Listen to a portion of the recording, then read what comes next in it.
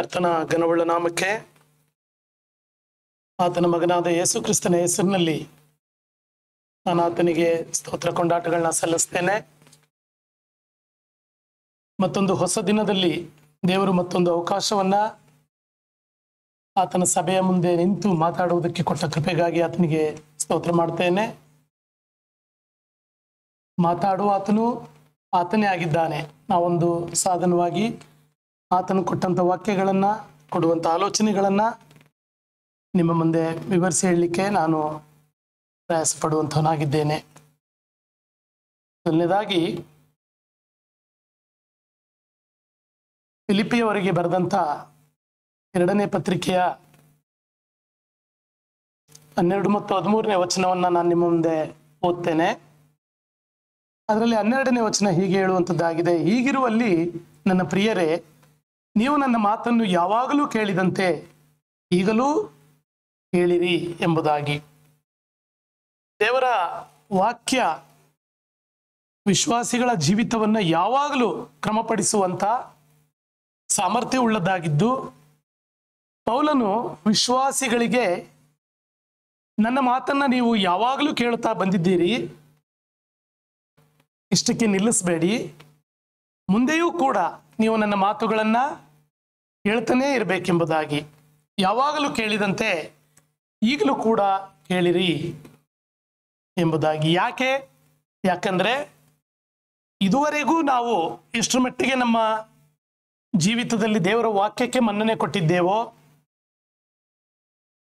ಇದುವರೆಗೂ ನಾವು ಎಷ್ಟರ ಮಟ್ಟಿಗೆ ದೇವರ ವಾಕ್ಯವನ್ನು ಕೇಳಿಕೊಂಡು ವಾಕ್ಯದ ಬೆಳಕಿನಲ್ಲಿ ನಮ್ಮನ್ನು ನಾವು ಪರೀಕ್ಷೆ ಮಾಡಿಕೊಂಡು ಇಲ್ಲಿವರೆಗೂ ಬಂದಿದ್ದೇವೋ, ಅಂದ್ರೆ ಈ ದಿನದವರೆಗೂ ಎಂಬುದಾಗಿ.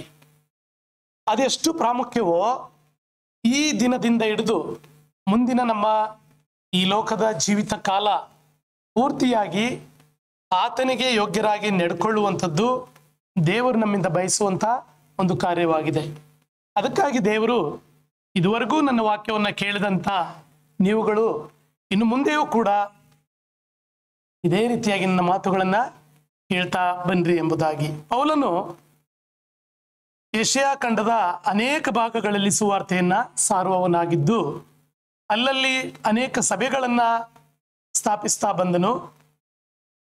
ಸುವಾರ್ತೆಯನ್ನ ಕೇಳಿ ಅಂಗೀಕರಿಸಿಕೊಂಡಂತ ಪ್ರತಿ ವಿಶ್ವಾಸಿ ಮತ್ತು ನಾವುಗಳು, ಸಭೆಯವರು, ಕ್ರಿಸ್ತನ ಬೋಧನೆಯನ್ನ ಅರ್ಥ ಮಾಡಿಕೊಳ್ಳುವಂತೆಯೂ, ಕ್ರೈಸ್ತರಾಗಿ ನಾವು ಹೇಗೆ ಜವಾಬ್ದಾರಿಯಿಂದ ಜೀವಿಸಬೇಕೆಂಬುದನ್ನು ನಮಗೆ ಕಲಿಸಿಕೊಡುವಂತೆಯೂ ಅವನು ತನ್ನ ಸುವಾರ್ಥ ಪ್ರಯಾಣದ ಉದ್ದಕ್ಕೂ ಪ್ರಯಾಸ ಪಡ್ತಾ ಬಂದನು. ನಾವೀಗಾಗಲೇ ಫಿಲಿಪ್ಪಿಯವರಿಗೆ ಬರೆದ ಪತ್ರಿಕೆಯನ್ನ ಬೈಬಲ್ ಸ್ಟಡಿಯಲ್ಲಿ ಸಹೋದರರು ಆ ಒಂದು ಅಧ್ಯಾಯವನ್ನು ತೆಗೆದುಕೊಂಡು ಸುದೀರ್ಘವಾದಂಥ ಅಧ್ಯಯನ ಮಾಡಿ ನಮಗೆ ಕಲಿಸ್ಕೊಡ್ತಾ ಬಂದಿದ್ದಾರೆ. ಆದರೂ ನಾವು ಆ ವಾಕ್ಯ ಸಂದೇಶವನ್ನು ಮತ್ತೆ ಮತ್ತೆ ಜ್ಞಾಪಿಸಿಕೊಳ್ಳುವಂಥದ್ದು ಬಹಳ ಪ್ರಾಮುಖ್ಯವಾದದ್ದಾಗಿದೆ. ಪ್ರಿಯರೇ, ಕ್ರಿಸ್ತನ ಬೋಧನೆಗಳನ್ನ ನಾವು ಅರ್ಥ ಮಾಡಿಕೊಳ್ಬೇಕು ಎಂಬುದಾಗಿಯೂ, ಮತ್ತು ಕ್ರೈಸ್ತರಾದ ನಾವು ಹೇಗೆ ಜೀವಿಸಬೇಕು ಈ ಲೋಕದಲ್ಲಿ ಎಂಬುದನ್ನು ನಮಗೆ ಕಲಿಸ್ಕೊಡ್ಲಿಕ್ಕಾಗುವಂತೆಯೂ ಈ ವಾಕ್ಯ ಅದು ಬರೆಯಲ್ಪಟ್ಟಿದೆ ಎಂಬುದಾಗಿ ನಾವು ನೋಡ್ತೇವೆ. ಪ್ರಿಯರೇ, ಹಾಗೆ ಪೌಲನು ತಾನು ಕಂಡಂತ ಒಂದು ದರ್ಶನದ ಮುಖಾಂತರವಾಗಿ, ಆ ದರ್ಶನದಲ್ಲಿ ಅಲ್ಲಿಯ ಜನರಿಗೆ ಬಂದು ಸುವಾರ್ತೆಯನ್ನ ಸಾರಬೇಕೆಂಬ ಒಂದು ಕೋರಿಕೆಯನ್ನ ಮೆಕೆದೋನ್ಯದ ಒಬ್ಬ ವ್ಯಕ್ತಿ ಅವನು ನಿಂತು ಪೌಲನನ್ನ ಕರೆದಂತ ಒಂದು ಸಂಗತಿ ಆಧಾರದ ಮೇಲೆ ಅವನು ಮೆಕೆದೋನ್ಯದ ಫಿಲಿಪ್ಪಿಗೆ ಅವನು ಸುವಾರ್ಥ ಪ್ರಯಾಣವನ್ನ ಮಾಡಿದನು ಎಂಬುದಾಗಿ ನಾವು ನೋಡ್ತೇವೆ. ಪ್ರಿಯರೇ, 2ನೇ ಅಧ್ಯಾಯದ 12 ಮತ್ತು 13ನೇ ವಚನವನ್ನು ಒಂದು ಬಾರಿ ಓದ್ಕೊಳ್ಳೋಣ. ದಯಮಾಡಿ ಯಾರಾದರೂ.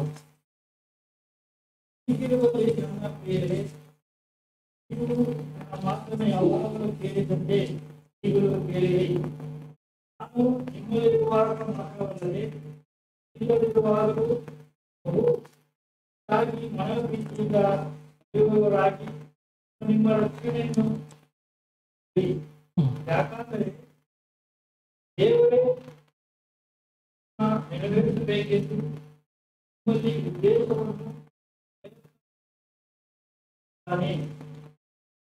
ಕರ್ತನ ಈ ವಾಕ್ಯದಲ್ಲಿ ನಾವು ನೋಡುವಂತೆ ಬಹಳ ಪ್ರಾಮುಖ್ಯವಾದಂತಹ ಒಂದು 3 ಭಾಗಗಳನ್ನು ನಾವು ಈ ವಾಕ್ಯ ಭಾಗದಲ್ಲಿ ನೋಡ್ತೇವೆ ಪ್ರಿಯರೇ. ನೀವು ನನ್ನ ಮಾತನ್ನು ಯಾವಾಗಲೂ ಕೇಳಿದಂತೆ ಈಗಲೂ ಕೇಳಿರಿ ಎಂಬುದಾಗಿಯೂ, ನಾನು ನಿಮ್ಮಲ್ಲಿರುವಾಗ ಮಾತ್ರವಲ್ಲದೆ ನಾನಿಲ್ಲದಿರುವಾಗಲೂ ಬಹು ಹೆಚ್ಚಾಗಿ ಮನೋಭೀತಿಯಿಂದ ನಡುಗುವವರಾಗಿರ್ರಿ ಎಂಬುದಾಗಿಯೂ, ನಿಮ್ಮ ರಕ್ಷಣೆಯನ್ನ ಸಾಧಿಸಿಕೊಳ್ಳಿರಿ ಎಂಬುದಾಗಿಯೂ 3 ಒಂದು ಭಾಗಗಳಾಗಿ ವಾಕ್ಯವನ್ನ ನಾವು ನೋಡ್ತೇವೆ ಪ್ರಿಯರೇ. ನಾವು ದೇವರಿಗೆ ಮನೋಭೀತಿಯಿಂದ ನಡುಗುವವರಾಗಿ ಭಯಭಕ್ತಿಯಿಂದ ಈ ಲೋಕದಲ್ಲಿ ಜೀವಿಸುವಾಗ ಮಾತ್ರವೇ ನಮ್ಮ ರಕ್ಷಣೆಯನ್ನು ನಾವು ಸಾಧಿಸಿಕೊಳ್ಳಿಕ್ಕೆ ಸಾಧ್ಯವಾಗ್ತದೆ. ನಾವು ದೇವರ ವಾಕ್ಯವನ್ನ ಯಾವಾಗಲೂ ಆಸಕ್ತಿಯಿಂದಲೂ ಜವಾಬ್ದಾರಿಯಿಂದಲೂ ಓದುವಾಗ ಮಾತ್ರವಲ್ಲದೆ ನಾವು ಈ ಭಯಭಕ್ತಿಯನ್ನ ಮನೋಭೀತಿಯನ್ನ ನಾವು ಅನುಸರಿಸಲಿಕ್ಕೆ ಅಥವಾ ನಮ್ಮ ಜೀವಿತದಲ್ಲಿ ನಾವು ತೋರಿಸಲಿಕ್ಕೆ ಅಸಾಧ್ಯವಾಗ್ತದೆ ಮತ್ತು ನಮ್ಮ ರಕ್ಷಣೆಯನ್ನು ಸಾಧಿಸಿಕೊಳ್ಳುವಲ್ಲಿ ಅದು ನಮ್ಮನ್ನ ಕುಂಠಿತರನ್ನಾಗಿ ಮಾಡುವಂಥದ್ದಾಗಿದೆ ಪ್ರಿಯರೇ. 13ನೇ ವಚನ ಕೂಡ ಸ್ಪಷ್ಟವಾಗಿ ಹೇಳುವಂಥದ್ದಾಗಿದೆ, ದೇವರೇ ಆತನೊಬ್ಬನೇ ತನ್ನ ಸುಚಿತ್ತವನ್ನು ನೆರವೇರಿಸಬೇಕೆಂದು ನಿಮ್ಮಲ್ಲಿ ಉದ್ದೇಶವನ್ನು ಪ್ರಯತ್ನವನ್ನು ಉಂಟು ಮಾಡುವವನಾಗಿದ್ದಾನೆ ಎಂಬುದಾಗಿ. ಹಾಗಾದ್ರೆ ದೇವರು ಏನೆಲ್ಲ ನಮ್ಮಿಂದ ಬಯಸುವಂಥವನಾಗಿದ್ದಾನೆ, ನಾವು ಹೇಗೆಲ್ಲ ಇರಬೇಕೆಂಬುದಾಗಿ ನಮ್ಮಿಂದ ಕೇಳುವಂಥವನಾಗಿದ್ದಾನೆ. ಎಲ್ಲದಕ್ಕೂ ನಮ್ಮಲ್ಲಿ ಉದ್ದೇಶವನ್ನ ಪ್ರಯತ್ನವನ್ನ ಉಂಟು ಮಾಡುವಂಥವನು ದೇವರೇ ಆಗಿದ್ದಾನೆ. ನಮ್ಮ ಸ್ವಂತ ಬಲದಿಂದಾಗ್ಲಿ ಸ್ವಂತ ಪ್ರಯತ್ನದಿಂದಾಗ್ಲಿ ಅದಲ್ಲ, ಆದ್ರೆ ನಮ್ಮಲ್ಲಿ ಒಂದು ಉದ್ದೇಶವನ್ನ ದೇವರಿಡ್ತಾನೆ. ಆ ಉದ್ದೇಶ ಅನುಸಾರವಾಗಿ ನಾವು ನಡ್ಕೊಳ್ಬೇಕಾಗಿದೆ ಮತ್ತು ಪ್ರಯತ್ನವನ್ನ ಕೂಡ ನಮ್ಮಲ್ಲಿ ಉಂಟು ಮಾಡುವಂಥವನಾಗಿದ್ದಾನೆ. ನಾವು ಕೂಡ ಅದಕ್ಕಾಗಿ ಪ್ರಯಾಸ ಪಡಬೇಕು, ಅದಕ್ಕಾಗಿ ಪ್ರಯತ್ನ ಪಡಬೇಕೆಂಬುದನ್ನ ನಾವು ಈ ವಾಕ್ಯ ಭಾಗದಲ್ಲಿ ನಾವು ತಿಳ್ಕೊಳ್ಬೇಕಾಗಿದೆ ಪ್ರಿಯರೇ. ಮತ್ತಾಯನ ಬರೆದ ಸುವಾರ್ತೆ 24ನೇ ಅಧ್ಯಾಯದ 37ನೇ ವಚನ. ಮತ್ತಾಯನ ಬರೆದ ಸುವಾರ್ತೆ ಮತ್ತಾಯ 24:37 ಸಿಕ್ತವ್ರು ಓದ್ಬೋದು.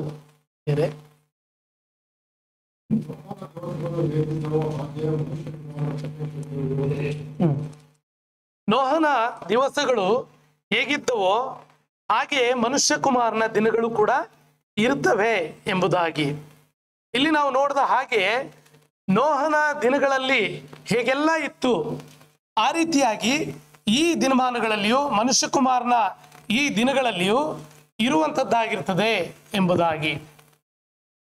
ಹಾಗಾದ್ರೆ ನೋಹನ ದಿನಗಳಲ್ಲಿ ಹೇಗಿತ್ತು ಅದನ್ನು ನಾವೊಮ್ಮೆ ಪರೀಕ್ಷೆ ಮಾಡಿಕೊಳ್ಳುವಾಗ ಆ ದಿನಮಾನಗಳಲ್ಲಿ ಜನರು ಉಣ್ಣುತ್ತಾ ಇದ್ರು, ಕುಡಿತಾ ಇದ್ರು, ಮದುವೆ ಮಾಡ್ಕೊಳ್ತಾ ಇದ್ರು ಎಂಬಂತಹ ಸಂಗತಿಗಳನ್ನ ನಾವು ನೋಡ್ತೇವೆ ಪ್ರಿಯರೇ.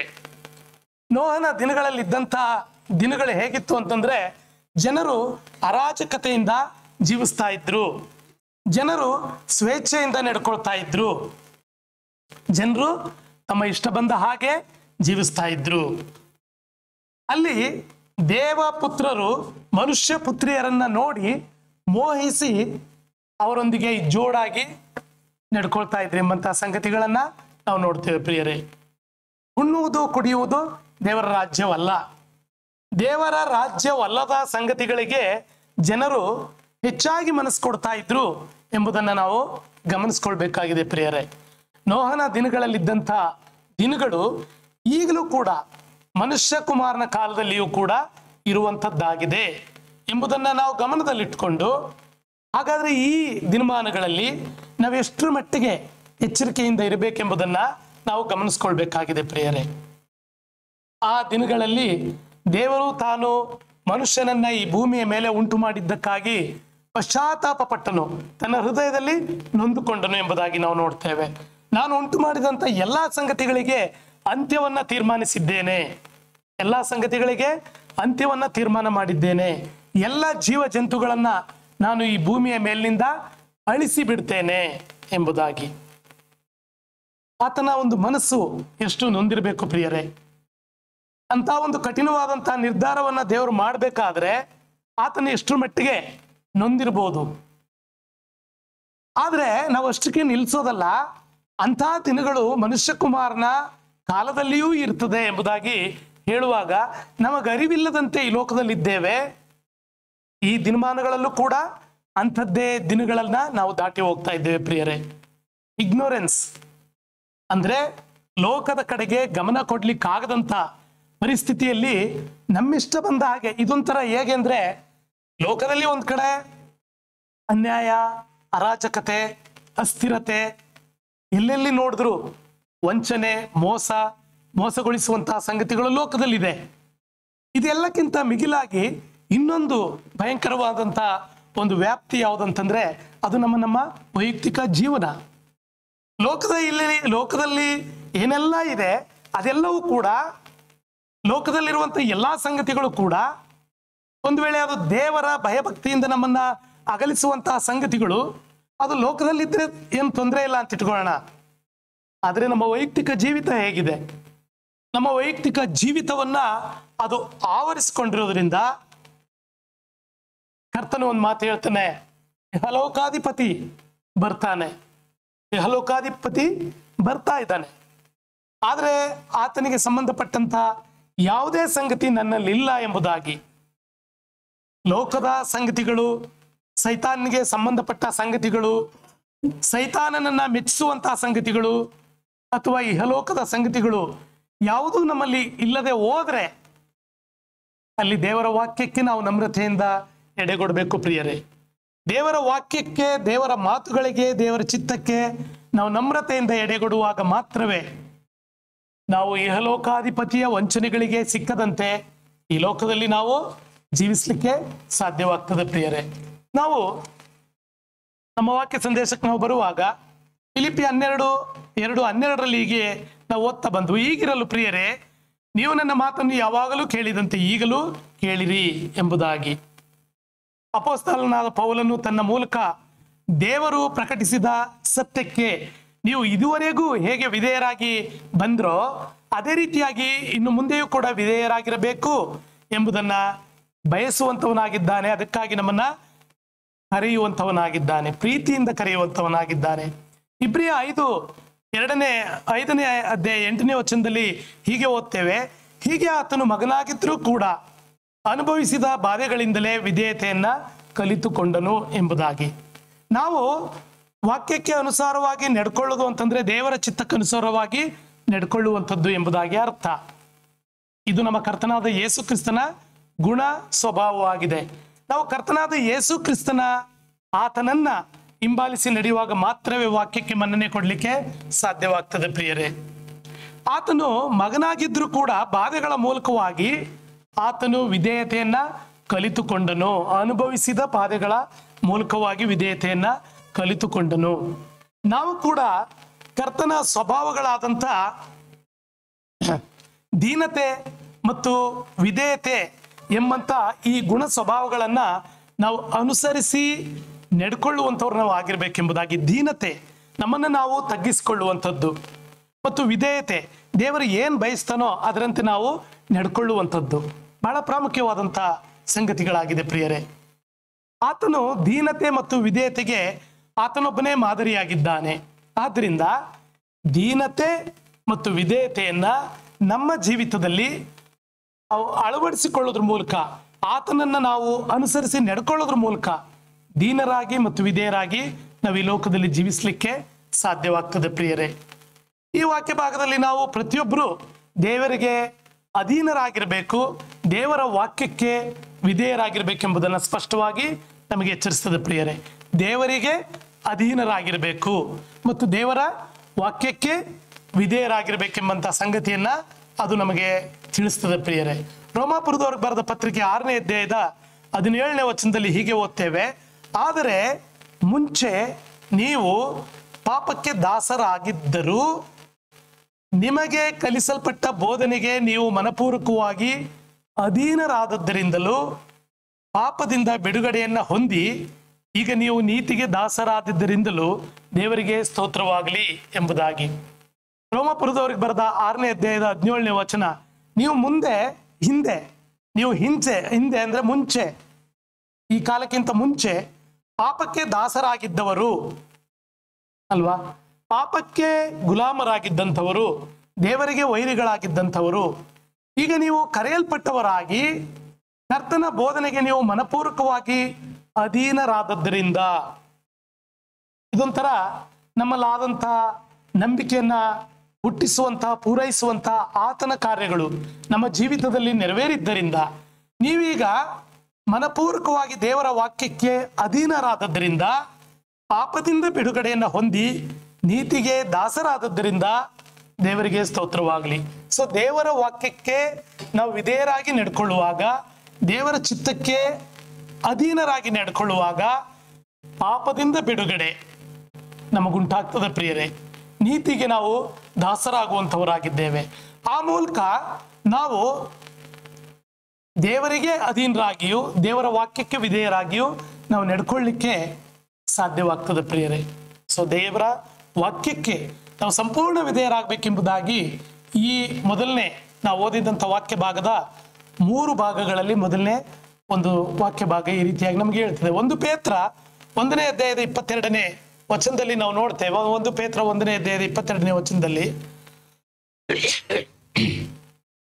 ಆದರೆ ಈಗ ನೀವು ಸತ್ಯೋಪದೇಶಕ್ಕೆ ವಿಧೇಯರಾಗಿದ್ದು ನಿಮ್ಮ ಆತ್ಮಗಳನ್ನು ಶುದ್ಧಿ ಮಾಡಿಕೊಂಡದ್ದರಿಂದ, ಸತ್ಯೋಪದೇಶಕ್ಕೆ ವಿಧೇಯರಾಗಿದ್ದು ಅಂದ್ರೆ ದೇವರ ವಾಕ್ಯಕ್ಕೆ ವಿಧೇಯರಾಗುವಾಗ ನಮ್ಮ ಆತ್ಮಗಳನ್ನು ಶುದ್ಧಿ ಮಾಡಿಕೊಳ್ಳುವಂತ ಒಂದು ಅವಕಾಶ ನಮಗೆ ದೊರಕುವಂಥದ್ದಾಗಿದೆ ಪ್ರಿಯರೇ. ಶುದ್ಧಿ ಮಾಡಿಕೊಂಡದ್ದರಿಂದ ಎಂದು ಹೇಳುವುದರ ಮೂಲಕವಾಗಿ ನಾವು ಪ್ರತಿಯೊಬ್ಬರು ದೇವರ ವಾಕ್ಯವನ್ನು ಕಲಿತು ಅನುಸರಿಸಿ ನಡೆದುಕೊಳ್ಳುವವರಾಗಿದ್ದು ಪರಿಶುದ್ಧತೆಯನ್ನು ಕಾಪಾಡಿಕೊಳ್ಳಬೇಕೆಂದು ನಮ್ಮನ್ನ ಉತ್ತೇಜನ ಪಡಿಸುವಂಥದ್ದಾಗಿದೆ. ದೇವರು ಯಾವಾಗಲೂ ನಮ್ಮಿಂದ ಬಯಸುವಂಥದ್ದು ಪರಿಶುದ್ಧತೆಯನ್ನ ಪ್ರಿಯರೇ. ದೇವರು ನಮ್ಮಿಂದ ಪರಿಶುದ್ಧತೆಯನ್ನ ಬಯಸುವಂಥವನಾಗಿದ್ದಾನೆ. ದೇವರ ಚಿತ್ತಕ್ಕೆ ನಾವು ವಿಧೇಯರಾಗಬೇಕೆಂಬುದನ್ನ ಬಯಸುವಂಥವನಾಗಿದ್ದಾನೆ. ದೇವರಿಗೆ ನಾವು ಅಧೀನರಾಗಿ ನಡ್ಕೊಳ್ಬೇಕೆಂಬುದನ್ನ ದೇವರು ನಮ್ಮಿಂದ ಬಯಸುವಂಥವನಾಗಿದ್ದಾನೆ. ಮತ್ತಾಯನ ಬರೆಸುವಾರ್ತೆ 5ನೇ ಅಧ್ಯಾಯದ 8ನೇ ವಚನದಲ್ಲಿ, ಆದುದರಿಂದ ಪರಲೋಕದಲ್ಲಿರುವ ನಿಮ್ಮ ತಂದೆಯು ಯಾವ ದೋಷವಿಲ್ಲದವನಾಗಿರುವಂತೆ ನೀವು ಕೂಡ ದೋಷವಿಲ್ಲದವರಾಗಿರ್ರಿ ಎಂಬುದಾಗಿ. ನಮಗೆ ಮಾದರಿ ಬೇರೆ ಯಾರು ಅಲ್ಲ ಪ್ರಿಯರೇ, ನಮ್ಮ ಕರ್ತನಾದ ಯೇಸು ಕ್ರಿಸ್ತನೊಬ್ಬನೇ ನಮಗೆ ಮಾದರಿಯಾಗಿದ್ದಾನೆ. ಈ ವಾಕ್ಯ ಭಾಗ ನಮ್ಗೆ ಹೇಳ್ತದೆ, ಪರಲೋಕದಲ್ಲಿರುವ ನಿಮ್ಮ ತಂದೆ ಯಾವ ದೋಷವಿಲ್ಲದವನಾಗಿರುವಂತೆ ನೀವು ಕೂಡ ದೋಷವಿಲ್ಲದವರಾಗಿರ್ರಿ ಎಂಬುದಾಗಿ. ಆದ್ದರಿಂದ ನಮ್ಮ ತಂದೆ ದೋಷವಿಲ್ಲದವನಾಗಿದ್ದಾನೆ. ನಮ್ಮ ಕರ್ತನಾದ ಯೇಸು ಕ್ರಿಸ್ತನು ಈ ಲೋಕದಲ್ಲಿ ಯಾವ ಪಾಪವಿಲ್ಲದವನಾಗಿ ಜೀವಿಸಿದ್ದಾನೆ. ಪಾಪ ಮಾಡುವುದಕ್ಕೆ ಅವನು ಎಷ್ಟೇ ವಿಧದಲ್ಲಿ ಶೋಧಿಸಲ್ಪಟ್ಟರೂ ಕೂಡ ಪಾಪಕ್ಕೆ ವಿಮುಖನಾಗಿ ಪಾಪ ಮಾಡದಂತೆ ಎಚ್ಚರಿಕೆಯಿಂದ ಜೀವಿಸಿದ್ದಾನೆ ಪ್ರಿಯರೇ. ನಮ್ಮ ಹಾಗೆ ಸಕಲ ವಿಧದಲ್ಲಿ ಶೋಧನೆಗೆ ಒಳಪಟ್ಟನು, ಆದರೆ ಪಾಪ ಮಾತ್ರ ಮಾಡಲಿಲ್ಲ ಎಂಬುದಾಗಿ ಹೇಳುವುದರ ಮೂಲಕವಾಗಿ ಆತನು ಯಾವಾಗಲೂ ತನ್ನ ಜೀವಿತದುದ್ದಕ್ಕೂ ಕಷ್ಟ ಸಂಕಟಗಳನ್ನೇ ದಾಟ್ತಾ ಬಂದರೂ ಕೂಡ ಪಾಪ ಮಾತ್ರ ಮಾಡಲಿಲ್ಲ. 40 ದಿನ ಉಪವಾಸದ ನಂತರ ಆತನು ಅಡವಿಯಲ್ಲಿ ಶೋಧಿಸಲ್ಪಟ್ಟನು ಪ್ರಿಯರೇ. ಸೈತಾನನು 3 ವಿಧದಲ್ಲಿ ಆತನನ್ನ ಶೋಧಿಸಿದನು. ಯಾವ ಹಂತದಲ್ಲಿಯೂ ಕೂಡ ಆತನು ಪಾಪ ಮಾತ್ರ ಮಾಡಲಿಲ್ಲ. ದೇವರ ಘನತೆಯನ್ನು ಎತ್ತಿ ಹಿಡಿದನು. ದೇವರ ಚಿತ್ತವನ್ನೇ ಸೈತಾನನ ಮುಂದೆ ಪ್ರಕಟಿಸಿದನು. ನಿನ್ನ ದೇವರಾಗಿರುವ ಕರ್ತನೊಬ್ಬನನ್ನೇ ಆರಾಧಿಸಬೇಕು ಎಂಬುದಾಗಿ ಹೇಳಿದನು. ನಿನ್ನ ದೇವರಾಗಿರುವ ಕರ್ತನನ್ನ ಪರೀಕ್ಷೆ ಮಾಡಬಾರದು ಎಂಬುದಾಗಿ ಹೇಳಿದನು. ಅಷ್ಟು ಮಾತ್ರ ಅಲ್ಲ ಪ್ರಿಯರೇ, ಮನುಷ್ಯನು ರೊಟ್ಟಿ ತಿಂದ ಮಾತ್ರದಿಂದ ಬದುಕುವುದಿಲ್ಲ, ದೇವರ ಬಾಯಿಂದ ಹೊರಡುವ ಪ್ರತಿಯೊಂದು ಮಾತಿನಿಂದಲೂ ಬದುಕುವನಾಗಿದ್ದಾನೆ ಎಂಬುದಾಗಿ ಹೇಳುವುದ್ರ ಮೂಲಕವಾಗಿ ನಾವು ಹೇಗೆಲ್ಲ ಈ ಲೋಕದಲ್ಲಿ ದೇವರನ್ನೇ ಆತ್ಕೊಂಡು ಜೀವಿಸಬಹುದು ಎಂಬುದನ್ನು ನಮಗೆ ತಿಳಿಸಿಕೊಟ್ಟಿದ್ದಾನೆ ಪ್ರಿಯರೇ. ನಾವು ದೇವರ ಆಜ್ಞೆ ಅಪ್ಪಣೆಗಳನ್ನು ಕೈಗೊಂಡು ನಡ್ಕೊಳ್ಳುವಾಗ ಮಾತ್ರವೇ ನಾವು ಈ ಲೋಕದಲ್ಲಿ ಜೀವಿಸುವುದಕ್ಕೆ ಸಾಧ್ಯ. ಜೀವಿಸುವವನು ಎಂಬಂತ ಹೆಸರು ನಿಮಗಿದ್ರೂ ಕೂಡ ನೀವು ಸತ್ತವರಾಗಿದ್ದೀರಿ ಎಂಬುದಾಗಿ ಪ್ರಕಟಣೆ ಗ್ರಂಥದಲ್ಲಿ ಸಭೆಗಳಿಗೆ ಬರೆಯುವಾಗ ತಿಳಿಸಿ ಹೇಳ್ತದೆ ಪ್ರಿಯರೇ. ನಾವು ಅಂದ್ಕೊಂಡಿದ್ದೇವೆ ನಾವು ಜೀವಿಸ್ತಾ ಇದ್ದೇವೆ ಎಂಬುದಾಗಿ. ನಮ್ಮನ್ನು ನಾವು ವೈಯಕ್ತಿಕವಾಗಿ ಪರೀಕ್ಷೆ ಮಾಡಿಕೊಳ್ಳುವಾಗ ದೇವರಿಗೆ ಅವಿಧೇಯವಾದಂತಹ ಸಂಗತಿಗಳು, ಸೈತಾನಿಗೆ ಸಂಬಂಧಪಟ್ಟಂತಹ ಸಂಗತಿಗಳು ಯಾವುದಾದ್ರೂ ನಮ್ಮಲ್ಲಿ ಇದೆಯಾ? ದೇವರ ಮನಸ್ಸನ್ನ ಘಾಸಿಗೊಳಿಸುವಂತ, ದೇವರ ಮನಸ್ಸಿಗೆ ವಿರುದ್ಧವಾದಂತ ಯಾವುದಾದ್ರೂ ಸಂಗತಿಗಳು ನಮ್ಮನ್ನ ಕಾಡ್ತಾ ಇವೆಯಾ? ನಮ್ಮ ಹೃದಯದಲ್ಲಿ ಮರೆಯಾಗಿ ಬಚ್ಚಿಡಲ್ಪಟ್ಟಿದ್ದೇವಾ ಅಥವಾ ಅದನ್ನ ಬಚ್ಚಿಟ್ಕೊಂಡಿದ್ದೇವಾ ಎಂಬುದನ್ನ ನಮ್ಮನ್ನು ನಾವು ಪರೀಕ್ಷೆ ಮಾಡಿಕೊಳ್ಳುವಾಗ ಮಾತ್ರವೇ ನಮಗೆ ಗೊತ್ತಾಗ್ತದೆ ನಾವು ದೇವರಿಗೆ ಪರಿಶುದ್ಧರಾಗಿ ಜೀವಿಸ್ತಾ ಇದ್ದೇವಾ ಎಂಬುದಾಗಿ. ಇಲ್ಲ ಅಂದ್ರೆ ತೋರಿಕೆಯ ಕ್ರೈಸ್ತರಾಗಿ ನಾವು ಜೀವಿಸ್ತೇವೆ ಹೊರತು ಯಥಾರ್ಥವಾದಂಥ ಭಯಭಕ್ತಿ ಉಳ್ಳಂತ ಜೀವಿತ ನಮ್ದಾಗ್ಲಿಕ್ಕೆ ಸಾಧ್ಯನೇ ಇಲ್ಲ ಪ್ರಿಯರೇ. ನಾವು ಎಚ್ಚರವಾಗಿರ್ಬೇಕಾಗ್ತದೆ ಪ್ರಿಯರೇ. ಯಾಕೋಬನು 1ನೇ ಅಧ್ಯಾಯದ 22ನೇ ವಚನದಲ್ಲಿ ನಾವು ನೋಡುವಾಗ, ಯಾಕೋಬನ ಪತ್ರಿಕೆ 1ನೇ ಅಧ್ಯಾಯ 22ನೇ ವಚನ, ವಾಕ್ಯದ ಪ್ರಕಾರ ನಡೆಯುವವರಾಗಿರ್ರಿ, ಅದನ್ನು ಕೇಳುವವರು ಮಾತ್ರವೇ ಆಗಿದ್ದು ನಿಮ್ಮನ್ನ ನೀವು ಮೋಸಗೊಳಿಸಬೇಡಿರಿ ಎಂಬುದಾಗಿ. ವಾಕ್ಯದ ಪ್ರಕಾರ ನಡೆಯುವವರಾಗಿರ್ರಿ, ಕೇಳುವವರು ಮಾತ್ರವೇ ಆಗಿದ್ದು ನಿಮ್ಮನ್ನ ನೀವು ಮೋಸಗೊಳಿಸ್ಕೊಳ್ಬೇಡ್ರಿ ಎಂಬುದಾಗಿ. ಹಾಗಾದ್ರೆ ವಾಕ್ಯವನ್ನ ಬಳಿ ಕೇಳುವವರು ಮಾತ್ರವೇ ಆಗಿದ್ದು ವಾಕ್ಯದ ಪ್ರಕಾರ ನಾವು ನಡೆಯೋರಾಗದೆ ಹೋದ್ರೆ ನಮ್ಮನ್ನೇ ನಾವು ಮೋಸಗೊಳಿಸಿಕೊಳ್ಳುವಂಥವ್ರು ನಾವು ಆಗಿರ್ತೇವೆ ಎಂಬುದನ್ನ ನಾವು ಮರಿಬಾರದು ಪ್ರಿಯರೇ. ಅದೇ ಅಧ್ಯಾಯದ 25ನೇ ವಚನ, ಆದರೆ ಬಿಡುಗಡೆಯನ್ನುಂಟು ಮಾಡುವ ಸರ್ವೋತ್ತಮ ಧರ್ಮ ಪ್ರಮಾಣವನ್ನು, ಬಿಡುಗಡೆಯನ್ನುಂಟು ಮಾಡುವ ಸರ್ವೋತ್ತಮ ಧರ್ಮ ಪ್ರಮಾಣವನ್ನು ಲಕ್ಷ್ಯ ಕೊಟ್ಟು ನೋಡಿ ಇನ್ನೂ ನೋಡುತ್ತಲೇ ಇರುವವನು. ಸರ್ವೋತ್ತಮ ಧರ್ಮ ಪ್ರಮಾಣ ಎಂಬುದಾಗಿ ಹೇಳುವಾಗ ದೇವರ ವಾಕ್ಯ, ದೇವರ ಚಿತ್ತ, ದೇವರ ಮನಸ್ಸನ್ನ ಎಂಬುದಾಗಿ ನಾವು ಅರ್ಥ ಮಾಡ್ಕೊಳ್ಬೇಕು. ದೇವರ ಚಿತ್ತವನ್ನ ಅಂದ್ರೆ ಸರ್ವೋತ್ತಮ ಧರ್ಮ ಪ್ರಮಾಣವನ್ನ, ದೇವರ ವಾಕ್ಯವನ್ನ ಲಕ್ಷ್ಯ ಕೊಟ್ಟು ನೋಡಿದಂತ ನಾವು ಇನ್ನೂ ನೋಡುತ್ತಲೇ ಇರುವಾಗ ಮಾತ್ರ, ಲಕ್ಷ್ಯ ಕೊಟ್ಟು ನೋಡಿ ಇನ್ನೂ ನೋಡುತ್ತಲೇ ಇರುವವನು ವಾಕ್ಯವನ್ನು ಕೇಳಿ ಮರೆತು ಹೋಗುವವನಾಗಿರದೆ ಅದರ ಪ್ರಕಾರ ನಡೆಯುವವನಾಗಿದ್ದು ತನ್ನ ನಡತೆಯಿಂದ ಧನ್ಯನಾಗುವನು ಎಂಬುದಾಗಿ. ಹಾಗಾದ್ರೆ ನಾವು ಕಲಿಯುತ್ತಾ ಬಂದ ಹಾಗೆ ನೀವು ನನ್ನ ಮಾತುಗಳನ್ನ ಯಾವಾಗಲೂ ಕೇಳಿದಂತೆ ಈಗಲೂ ಸಹ ಕೇಳುವವರಾಗಿರ್ರಿ. ಈ ಸರ್ವೋತ್ತಮ ಧರ್ಮ ಪ್ರಮಾಣವನ್ನ ಅಂದ್ರೆ ದೇವರ ವಾಕ್ಯವನ್ನ ನೀವು ಲಕ್ಷ್ಯ ಕೊಟ್ಟು ನೋಡಿದ್ದೀರಿ, ಇನ್ನೂ ಕೂಡ ಮುಂದೆ ನೋಡುತ್ತಲೇ ಇರುವಾಗ ಮಾತ್ರ ವಾಕ್ಯವನ್ನ ಕೇಳಿ ಮರೆತು ಹೋಗುವವನಾಗಿರದೆ ಅದರ ಪ್ರಕಾರ ನಡೆಯುವವನಾಗಿದ್ದು ತನ್ನ ನಡತೆಯಿಂದ ಧನ್ಯರಾಗ್ತೀರಿ ಎಂಬುದಾಗಿ. ಸೊ ನಮ್ಮ ನಡತೆ, ನಮ್ಮ ಮಾತುಕತೆಗಳು ನಾವು ಧನ್ಯತೆಯ ಕಡೆಗೆ ಹೋಗ್ಬೇಕಾದ್ರೆ, ನಮ್ಮ ಆ ನಡೆ ಅಥವಾ ಮಾತುಕತೆಗಳ ಮೂಲಕ, ನುಡಿ ಮೂಲಕ, ನಡೆ ಮೂಲಕ ನಾವು ದೇವರನ್ನ ಮೆಚ್ಚಿಸ್ಬೇಕಾದ್ರೆ ನಾವು ಕೇಳಿದಂಥ ಈ ಬಿಡುಗಡೆಯನ್ನುಂಟು ಮಾಡುವಂಥ ಸರ್ವೋತ್ತಮ ಧರ್ಮ ಪ್ರಮಾಣವನ್ನ ನಾವು ಲಕ್ಷ್ಯ ಕೊಟ್ಟು ನೋಡಿದ್ದೇವೆ, ಅಷ್ಟು ಮಾತ್ರ ಸಾಲದು ಪ್ರಿಯರೇ. ಮುಂದೆಯೂ ಕೂಡ ನಾವು ಆ ಕಡೆಗೆ ಲಕ್ಷ್ಯ ಕೊಟ್ಟು ನೋಡುವಂಥವ್ರು ನಾವಾಗಿರ್ಬೇಕು. ನಾವು ದೇವರ ವಾಕ್ಯದ ಕಡೆ ಗಮನ ಕೊಡಬೇಕು, ದೇವರನ್ನೇ ದೃಷ್ಟಿಸುವಂಥವ್ರಾಗಿರ್ಬೇಕು. ನಮಗೆ ನೇಮಕವಾದಂಥ ಊಟವನ್ನ ಸ್ಥಿರಚಿತ್ತದಿಂದ ಓಡುವಂಥವರು ನಾವಾಗಿರ್ಬೇಕು ಪ್ರಿಯರೇ. ಆದ್ರಿಂದ ಈ ವಾಕ್ಯಗಳನ್ನ, ಅದರಿಂದ ಉಂಟಾಗುವಂಥ ರಕ್ಷಣೆಯನ್ನ ಲಕ್ಷ್ಯವಿಟ್ಟು ನೋಡುವುದು ಮಾತ್ರವಲ್ಲ, ದೇವರ ವಾಕ್ಯಕ್ಕೆ ಸಂಪೂರ್ಣ ವಿಧೇಯರಾಗಿ ಇನ್ನೂ ನೋಡುತ್ತಲೇ ಇರುವವನು ಈ ಜೀವಿತದಲ್ಲಿ ಮಾತ್ರವಲ್ಲ, ಮುಂದಿನ ಜೀವಿತದಲ್ಲಿಯೂ ಕೂಡ ಅವನು ಯಾವಾಗಲೂ ದೇವರಿಗೆ ಯೋಗ್ಯನಾಗಿ ನಡ್ಕೊಳ್ಳಿಕ್ಕೆ ಸಾಧ್ಯವಾಗ್ತದೆ ಪ್ರಿಯರೇ. ಮತ್ತು ಎರಡನೇ ಅಂಶವನ್ನೊಮ್ಮೆ ನಾವು ಜ್ಞಾಪಕಪಡಿಸ್ಕೊಳ್ಳೋಣ.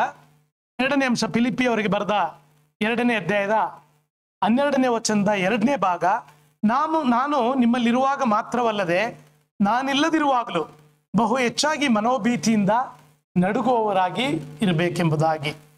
ನಾನು ನಿಮ್ಮ ಮುಂದೆ ಇರುವಾಗ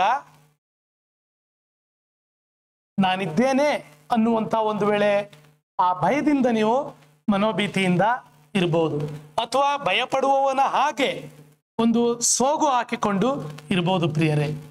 ಅದಕ್ಕೆ ಆತನು ಹೇಳುವಂಥದ್ದು, ಪೌಲನು, ನಾನಿರುವಾಗ ಮಾತ್ರವಲ್ಲ ನಾನಿಲ್ಲದಿರುವಾಗಲೂ ಕೂಡ ನೀವು ಬಹು ಹೆಚ್ಚಾಗಿ ಮನೋಭೀತಿಯಿಂದ ನಡುಗುವವರಾಗಿದ್ದು ನಿಮ್ಮ ರಕ್ಷಣೆಯನ್ನ ಸಾಧಿಸಿಕೊಳ್ಳಿರಿ ಎಂಬುದಾಗಿ ಹೇಳುವಂಥವನಾಗಿದ್ದಾನೆ.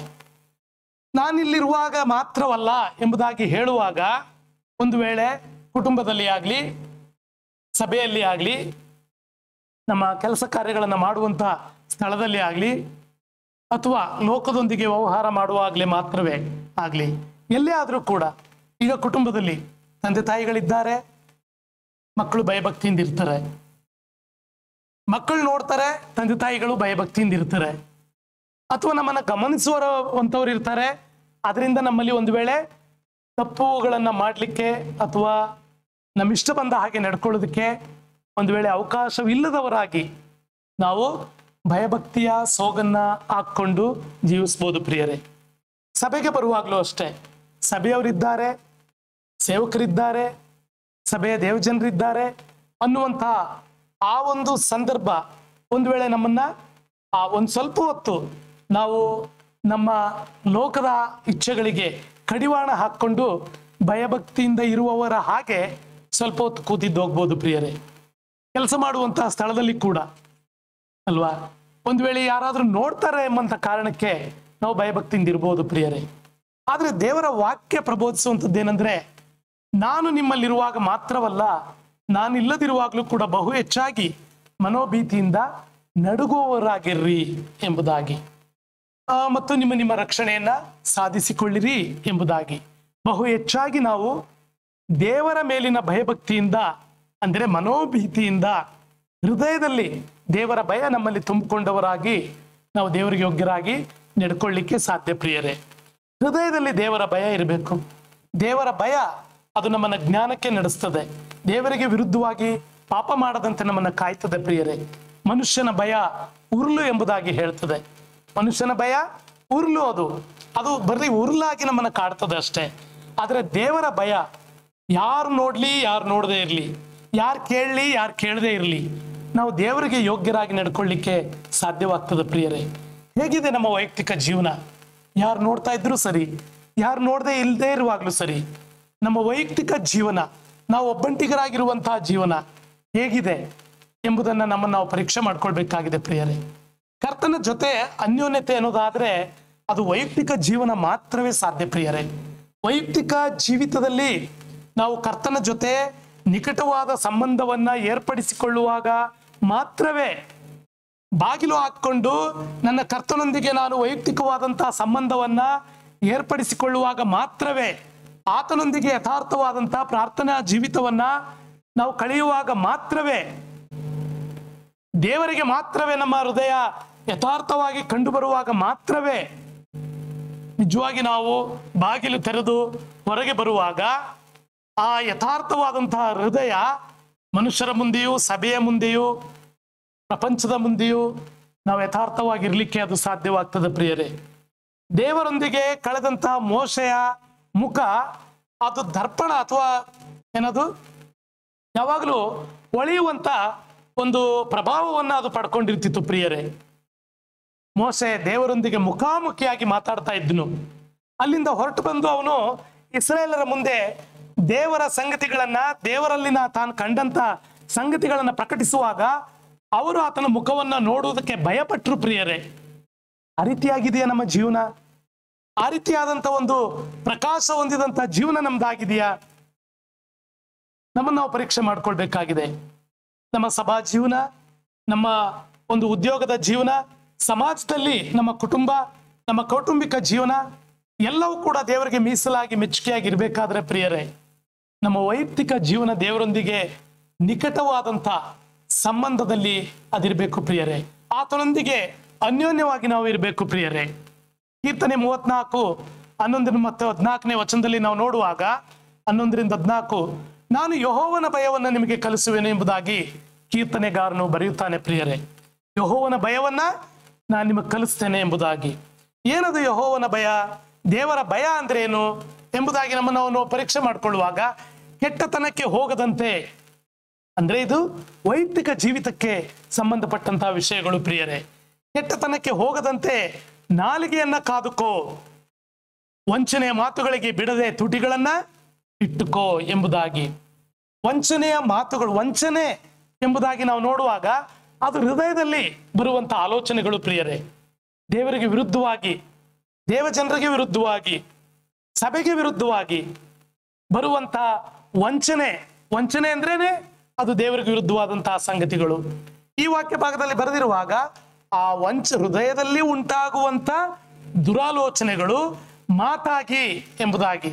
ವಂಚನೆಯ ಮಾತುಗಳಿಗೆ ಬಿಡದಂತೆ ತುಟಿಗಳನ್ನ ಇಟ್ಟುಕೋ. ಹೊರಗಡೆಯಿಂದ ಬರುವಂಥದ್ದು ಮಾತ್ರ ಅಲ್ಲ, ಅಥವಾ ಬಾಯಿನಿಂದ ಬರುವಂಥದ್ದು ಮಾತ್ರ ಅಲ್ಲ.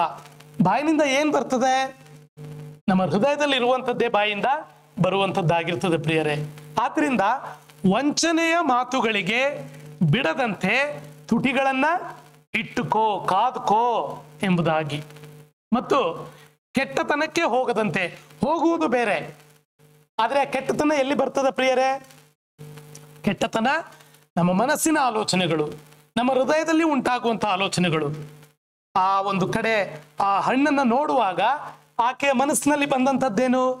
ಆ ಹೊತ್ತಿನಿಂದ ದೇವರ ಮಾತುಗಳನ್ನೇ ವಿರೋಧಿಸುವಂತಹ ಸಂಗತಿಗಳು ಆಕೆಯಲ್ಲಿ ಉಂಟಾದಾಗ ನೀವು ಹೇಗೂ ಸಾಯುವುದಿಲ್ಲ, ನೀವು ಆ ಹಣ್ಣನ್ನ ತಿಂದ ದಿನವೇ ದೇವರಂತೆ ಆಗ್ತೀರಿ, ನಿಮ್ಮ ಕಣ್ಣುಗಳು ತೆರೆಯಲ್ಪಡ್ತವೆ ಎಂಬುದಾಗಿ ಸೈತಾನನು ವಂಚನೆಯ ಮಾತುಗಳನ್ನ ಆಡಿದ್ನು. ಆ ನಂತರ ಆ ವಂಚನೆಯ ಮಾತುಗಳು ಅವಳಲ್ಲಿ ಉಳ್ಕೊಂಡಾಗ ಆಕೆ ಈಗ ಆ ಹಣ್ಣಿನ ಕಡೆಗೆ ನೋಡುವಾಗ ಅದು ನೋಡುವುದಕ್ಕೆ ರಮ್ಯವಾಗಿಯೂ ತಿನ್ನುವುದಕ್ಕೆ ಅಪೇಕ್ಷಣೀಯವಾಗಿಯೂ ಇರುವುದನ್ನ ಆಕೆ ನೋಡ್ತಾಳೆ. ಆಕೆ ಮನಸ್ಸಿನಲ್ಲಿ ಆದಂಥ ಬದಲಾವಣೆಗಳನ್ನು ನಾವು ಗಮನಿಸುವಾಗ ಪ್ರಿಯರೇ, ಸೈತಾನನ ವಂಚನೆಯ ಮಾತುಗಳಿಗೆ ಬಲಿ ಬಿದ್ದಂತಹ ಅವಳು ಆ ಮುಂದಿನ ಕಾರ್ಯ ಏನಂದ್ರೆ, ನೋಡುವುದಕ್ಕೆ ರಮ್ಯವಾಗಿ ಕಾಣ್ತಾ ಇದೆ. ಯಾವುದದು? ದೇವರು ತಿನ್ನಬೇಡ ಎಂಬುದಾಗಿ ಹೇಳಿದಂತ ಆ ಹಣ್ಣು. ದೇವರು ತಿನ್ನಬಾರ್ದು, ಆ ಹಣ್ಣನ್ನ ತಿಂದ ದಿನವೇ ನೀನು ಸತ್ತೇ ಸಾಯುವಿ ಎಂಬುದಾಗಿ ಹೇಳಿದಂತ ಆ ಹಣ್ಣು ಇವತ್ತು ಆಕೆ ಮನಸ್ಸಿಗೆ ಯಾಕೆ ಕಾಣ್ತಾ ಇದೆ? ನೋಡುವುದಕ್ಕೆ ರಮ್ಯವಾಗಿ ಕಾಣ್ತಾ ಇದೆ.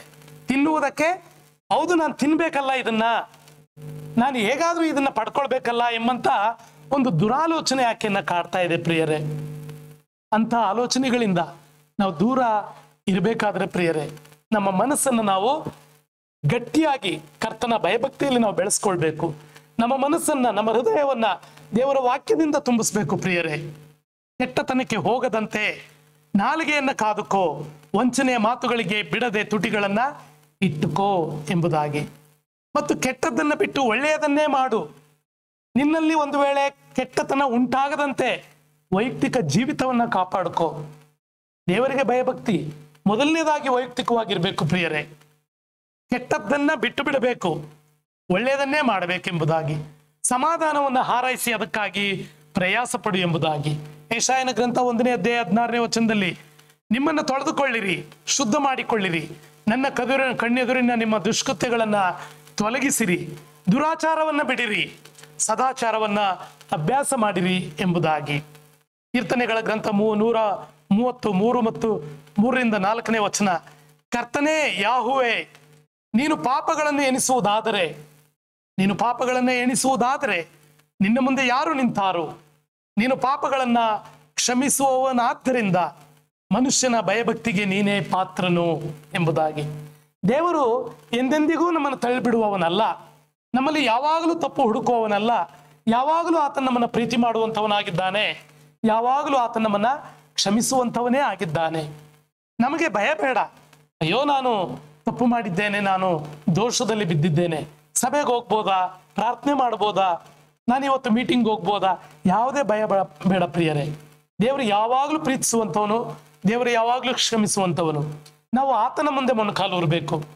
ಮೊಣಕಾಲೂರುವಂತಹ ಸಂಗತಿ ನಿಜವಾಗಿ ನಾನು ಮತ್ತೊಂದ್ಸರಿ ಹೇಳ್ತೇನೆ, ಅದು ಯಾವುದೋ ಒಂದು ಗುಂಪಿನ ಒಂದು ಪದ್ಧತಿ ಅಂತ ನಾವು ಅಂದ್ಕೊಳ್ಬಾರ್ದು ಪ್ರಿಯರೇ. ನಾವು ಕೂಡ ವೈಯಕ್ತಿಕವಾಗಿ ಕರ್ತನ ಮುಂದೆ ಮೊಣಕಾಲೂರುವಾಗ ನಿಜವಾಗ ಅದು ಎಷ್ಟೋ ನಮ್ಮನ್ನ ಬಲಪಡಿಸುವಂಥದ್ದಾಗಿದೆ. ಆತನ ಮುಂದೆ ನಮ್ಮನ್ನು ನಾವು ತಗ್ಗಿಸಿಕೊಳ್ಳೋದು ಎಂಬುದರ ಅರ್ಥ ಅದು ಅಷ್ಟೇ. ನಮ್ಮ ಬಟ್ಟೆಗಳನ್ನಲ್ಲ, ನಮ್ಮ ಹೃದಯಗಳನ್ನೇ ಹರ್ಕೊಳ್ಳುವಂತ ಒಂದು ಸಂಗತಿ ಅದಾಗಿರ್ತದೆ ಪ್ರಿಯರೇ. ನಮ್ಮ ಕೈಗಳನ್ನಲ್ಲ, ನಮ್ಮ ಹೃದಯವನ್ನೇ ಆತನ ಕಡೆಗೆ ಎತ್ತಿ ಹಿಡಿಯುವಂತ, ಆತನನ್ನ ನಮ್ಮ ಕ್ಷಮೆಗಾಗಿ ಬೇಡಿಕೊಳ್ಳುವಂತ, ಆತನನ್ನ ನಮ್ಮ ಪರಿಶುದ್ಧತೆಗಾಗಿ ಆತ್ಕೊಳ್ಳುವಂತ ಸಂಗತಿಯನ್ನ ಅದು ತೋರಿಸ್ತದೆ ಪ್ರಿಯರೇ. ಆದ್ರಿಂದ ಈ ವಾಕ್ಯ ಭಾಗ ನಮಗೆ ಈ ರೀತಿಯಾಗಿ ಹೇಳ್ತದೆ ಪ್ರಿಯರೇ, ನಿಮ್ಮನ್ನ ತೊಳ್ಕೊಳ್ರಿ, ಶುದ್ಧ ಮಾಡಿಕೊಳ್ಳ್ರಿ, ನನ್ನ ಕಣ್ಣೆದುರಿನಿಂದ ನಿಮ್ಮ ದುಷ್ಕೃತ್ಯಗಳನ್ನ ತೊಲಗಿಸಿರಿ ಎಂಬುದಾಗಿ, ಕ್ರಮ ಮಾಡಿಕೊಳ್ಳಿ ಎಂಬುದಾಗಿ, ನಿಮ್ಮ ರಕ್ಷಣೆಯನ್ನ ಸಾಧಿಸಿಕೊಳ್ಳ್ರಿ ಎಂಬುದಾಗಿ. ಒಂದು ಹ್ಯೂಜ್ ಸರ್ಕಲ್, ಒಂದು ದೊಡ್ಡ ಸರ್ಕಲ್, ಅದು ರಕ್ಷಣೆ. ಆ ಒಂದು ರಕ್ಷಣೆಗೆ ನಮ್ಮ ಪ್ರವೇಶ ಆಗಿದೆ ಕರ್ತನಾದ ಯೇಸು ಕ್ರಿಸ್ತನ ಶಿಲುಬೆಯ ಯಜ್ಞ ಕಾರ್ಯದ ಮೂಲಕವಾಗಿ. ನಮ್ಮ ಪಾಪಗಳು ಕ್ಷಮಿಸಲ್ಪಡುವುದರ ಮೂಲಕ ನಿತ್ಯತ್ವದ ರಕ್ಷಣೆಯನ್ನು ಆತ ನಮಗೆ ಒದಗಿಸಿಕೊಟ್ಟಿದ್ದಾನೆ ಪ್ರಿಯರೇ. ಆದ್ರೆ ಈಗ ನಮ್ಮ ಮುಂದೆ ಒಂದು ಟಾಸ್ಕ್ ಉಂಟು. ನಾವು ಮಾಡಬೇಕಾದಂಥ ಜವಾಬ್ದಾರಿಕೆ ಉಂಟು. ಏನದು? ನಮ್ಮ ರಕ್ಷಣೆಯನ್ನ ನಾವು ಸಾಧಿಸ್ಕೊಳ್ಬೇಕೆಂಬುದಾಗಿ. ಭಯಭಕ್ತಿಯಿಂದ ನಡ್ಕೊಳ್ಳೋಣ ಪ್ರಿಯರೇ. ನೀನು ಪಾಪಗಳನ್ನು ಕ್ಷಮಿಸುವವನಾದ್ದರಿಂದ ಮನುಷ್ಯನ ಭಯಭಕ್ತಿಗೆ ನೀನೇ ಪಾತ್ರನು ಎಂಬುದಾಗಿ. ಮನುಷ್ಯರ ಹೃದಯಗಳನ್ನು, ಹೃದಯದ ಆಲೋಚನೆಗಳನ್ನ ನೀನು ಬಲ್ಲವನಾಗಿದ್ದಿ, ಪ್ರತಿಯೊಬ್ಬರ ಪಾಪಗಳನ್ನು ಕ್ಷಮಿಸುವವನು ನೀನೇ ಆಗಿದ್ದಿ ಎಂಬುದಾಗಿ 1 ಅರಸು 8ನೇ ಅಧ್ಯಾಯದ 39ನೇ ವಚನದಲ್ಲಿ ನಾವು ನೋಡ್ತೇವೆ ಪ್ರಿಯರೇ. ಯೆರೆಮೀಯನ ಗ್ರಂಥದಲ್ಲಿ 5ನೇ ಅಧ್ಯಾಯ 22ನೇ ವಚನ, ನೀವು ನನಗೆ ಅಂಜುವುದಿಲ್ಲವೋ ಎಂಬುದಾಗಿ ಕೇಳುವಂಥವನಾಗಿದ್ದಾನೆ. ಕೂಡಿ ಬಂದಿರುವಂಥ ನಮ್ಮೊಬ್ಬೊಬ್ಬರಿಗೆ ಪ್ರಶ್ನೆ ಏನಪ್ಪಾ ಅಂದ್ರೆ, ನೀವು ನನಗೆ ಅಂಜುವುದಿಲ್ಲವೋ, ನನ್ನೆದುರಿಗೆ ನಡುಗುವುದಿಲ್ಲವೋ ಎಂಬುದಾಗಿ ಆತನು ಕೇಳುವಂಥವನಾಗಿದ್ದಾನೆ.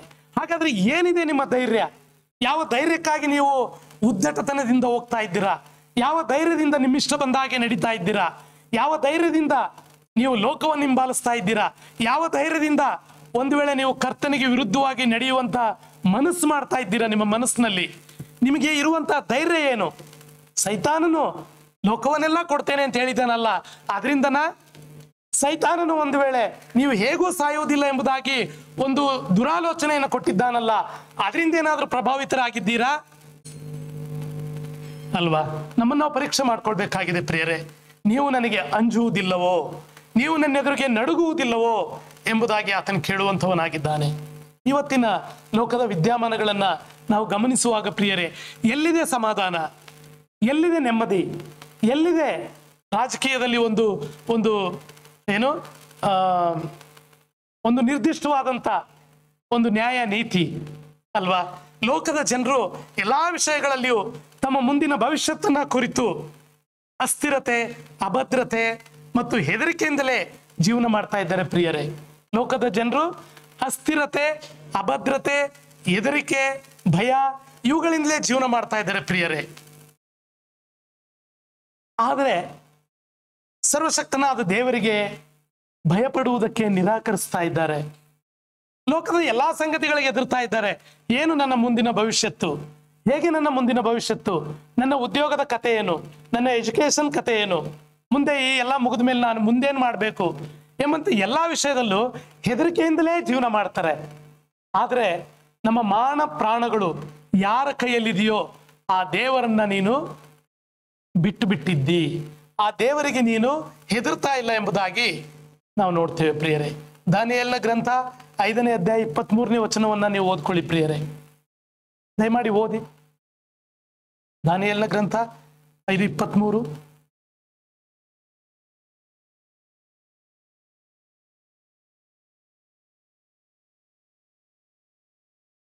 ಲೋಕದೊಡೆಯನಿಗೆ ವಿರುದ್ಧವಾಗಿ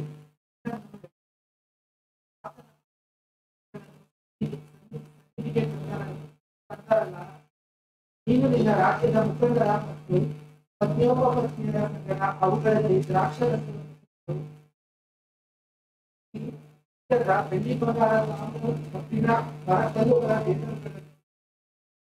ಆದರೆ ನಿನ್ನ ಪ್ರಾಣವು ಯಾರ ಕೈಯಲ್ಲಿದೆಯೋ, ನಿನ್ನ ಸ್ಥಿತಿಗತಿಗಳು ಯಾರ ಅಧೀನವೋ ಆ ದೇವರನ್ನು ಗಮನಿಸಬೇಕಿಲ್ಲ. ನಿನ್ನ ಪ್ರಾಣವು ಯಾರ ಕೈಯಲ್ಲಿದೆಯೋ, ನಿನ್ನ ಸ್ಥಿತಿಗತಿಗಳು ಯಾರ ಅಧೀನದಲ್ಲಿದೆಯೋ ಆ ದೇವರನ್ನ ನೀನು ಘನಪಡಿಸಲಿಲ್ಲ. ದೇವಾಲಯದ ಪಾತ್ರೆಗಳನ್ನ ನೀನು ನಿನ್ನ ಪತ್ನಿ ಉಪಪತ್ನಿಯರ ಸಂಗಡ ಕುಡಿಯುವುದಕ್ಕಾಗಿ ನೀನು ನಡುಮನೆಗೆ ತಂದಿದ್ದಿ. ದೇವಾಲಯದ ಪಾತ್ರೆ ಎಂಬುದಾಗಿ ನಾವು ನೋಡುವಾಗ ನಮ್ಮ ದೇಹ ದೇವರ ಆಲಯವಾಗಿದೆ ಪ್ರಿಯರೇ. ಅದು ದೇವರಿಗೆ ಉಪಯುಕ್ತ ಪಾತ್ರೆಯಾಗಿದೆ ಪ್ರಿಯರೇ. ಅದನ್ನ ನೀನು ಏನ್ ಮಾಡ್ತಾ ಇದ್ದೀಯಾ? ನಿನ್ನ ಪತ್ನಿ ಉಪಪತ್ನಿಯರ ಸಂಗಡ ಕುಡಿಯುವುದಕ್ಕಾಗಿ ಹೊರಗೆ ತಂದಿದ್ದಿ ಅಲ್ವಾ? ನೀನು ಲೋಕದ ಎಲ್ಲಾ ಸಂಗತಿಗಳಿಗೆ ಭಯಭಕ್ತಿಯಿಂದ ನಿನ್ನ ಜನರನ್ನ ಮೆಚ್ಚಿಸುವುದಕ್ಕಾಗಿ ಪ್ರಯತ್ನ ಪಡ್ತಾ ಇದ್ದಿ. ಆದರೆ ನಿನ್ನ ಮಾನ ಪ್ರಾಣಗಳು ಯಾರ ಅಧೀನದಲ್ಲಿದೆಯೋ ಅವನನ್ನ ನೀನು ಘನಪಡಿಸುವುದಕ್ಕೆ ನೀನು ಮರೆತು ಬಿಟ್ಟಿದ್ದಿ ಎಂಬುದಾಗಿ ನಾವು ನೋಡ್ತೇವೆ. ಲೋಕದ ಎಲ್ಲಾ ಸಂಗತಿಗಳಿಗೆ ಮನುಷ್ಯನು ಎದುರುತ್ತಾನೆ ಪ್ರಿಯರೇ, ಆದರೆ ಸರ್ವಶಕ್ತನಾದ ದೇವರಿಗೆ ಭಯಪಡುವುದಕ್ಕೆ ನಿರಾಕರಿಸ್ತಾ ಇದ್ದೇನೆ ಪ್ರಿಯರೇ. ಆದ್ರಿಂದ ನಮ್ಮನ್ನು ನಾವು ಎಚ್ಚರಪಡಿಸ್ಕೊಳ್ಳೋಣ, ದೇವರಿಗೆ ಯೋಗ್ಯರಾಗಿ ನಡ್ಕೊಳ್ಳೋಣ, ದೇವರ ಚಿತ್ತದಂತೆ ನಡ್ಕೊಂಡು ನಮ್ಮ ದೇಹಗಳನ್ನ ದೇವರಿಗೆ ಮೀಸಲಾಗಿ ಮೆಚ್ಚುಗೆಯಾಗಿ ಸಜೀವ ಯಜ್ಞವಾಗಿ ಸಮರ್ಪಿಸಿಕೊಳ್ಳುವುದರ ಮೂಲಕವಾಗಿ ನಮ್ಮ ರಕ್ಷಣೆಯನ್ನ ನಾವು ಸಾಧಿಸ್ಕೊಳ್ಳೋಣ ಪ್ರಿಯರೇ. ದೇವರ ಭಯಭಕ್ತಿಯಿಂದ, ದೇವರಿಗೆ ಭಯಭಕ್ತಿಯಿಂದ ನಾವು ನಡ್ಕೊಳ್ಳೋಣ ಪ್ರಿಯರೇ. ಇದು ತಾನೇ ದೇವರು ನಮ್ಮಿಂದ ಬಯಸುವಂತ ಕಾರ್ಯವಾಗಿದೆ. ದೇವ್ರ ನಾಮಕ್ಕೆ ಸ್ತೋತ್ರ ಉಂಟಾಗ್ಲಿ. ದೇವರು ಈ ವಾಕ್ಯಗಳ ಮೂಲಕ ಈ ಆಲೋಚನೆಗಳನ್ನ ಆಶೀರ್ವದಿಸ್ಲಿ.